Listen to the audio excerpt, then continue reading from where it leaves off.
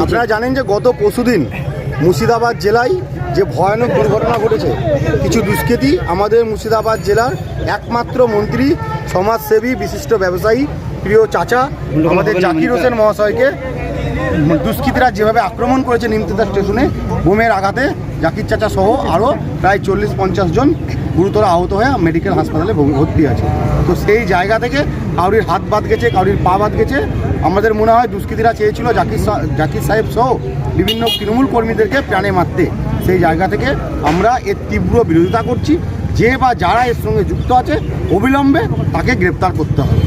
আজ আপনারা জানেন যে জাকির সাহেব যেভাবে বিজেপির বিরুদ্ধে প্রোগ্রাম করেছে জঙ্গিপুর বিধানসভায়, সেই জায়গা থেকে আমাদের মনে হয় বিজেপি শান্ত বাংলাকে অশান্ত করার জন্য আমাদের এই ঘটনা কিন্তু ঘটিয়েছে। আমরা এর তীব্র বিরোধিতা করছি। আগামী 21-এ নির্বাচনে মানুষ এর জবাব দেবে। আমাদের বিশ্বাস, প্রশাসনের প্রতি ভরসা আছে, এর ব্যবস্থা প্রশাসন নেবে। আচ্ছা, কতদিন মিছিল পরিক্রমা করবেন? আজকে আমরা জানেন যে এই বিরুদ্ধে মুর্শিদাবাদ জেলা তৃণমূল ছাত্র পরিষদ পথে নেমেছে। শুধু বহরমপুর নয়, গোটা বিধানসভার প্রত্যেকটা জায়গায় ছাত্ররা রাস্তায় নেমেছে। এর তীব্র বিরোধিতা করছে।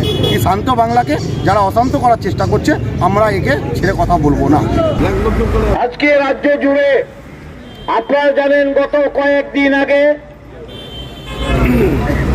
ছুটি ব্লকের নিমতিতা স্টেশনে সম্মানীয় পশ্চিমবঙ্গের মন্ত্রী, আমাদের জেলার মন্ত্রী সম্মানীয় জাকির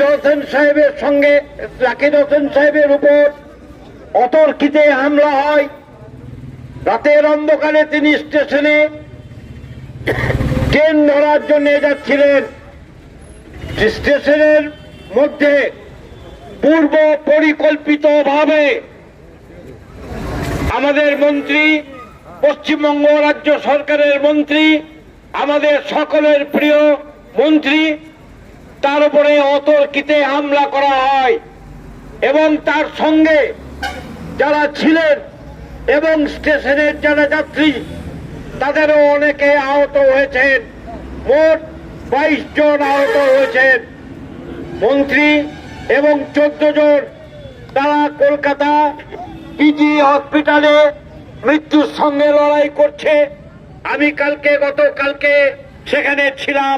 সন্ধ্যা রাত্রি 8টা পর্যন্ত সুবোধবাবু এবং আমরা নিজে দেখে এসছি। কারু পা বাদ গেছে, কারু হাত বাদ গেছে। এই দুষ্কৃতী হামলার প্রতিবাদে সারা রাজ্য জুড়ে আজকের এই প্রতিবাদ।